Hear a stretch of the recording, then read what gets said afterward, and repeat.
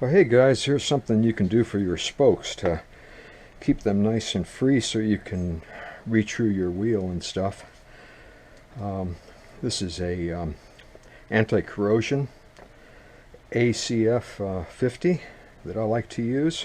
I don't want to waste too much of it, so I put it into a small container and use a Q-tip. And then the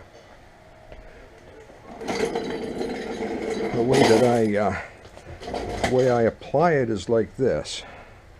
Start at the valve stem, and I'll put it on an angle here and just drip it on each of the spokes, and it flows right into the spoke nipple, and that'll stay there and keep it from the nipples from corroding to the spokes, and you'll be able to adjust them easily for the life of the wheel.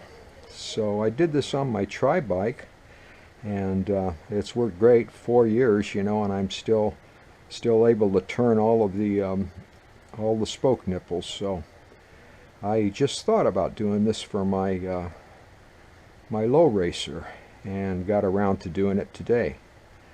So just thought I'd share that with you guys. Thanks.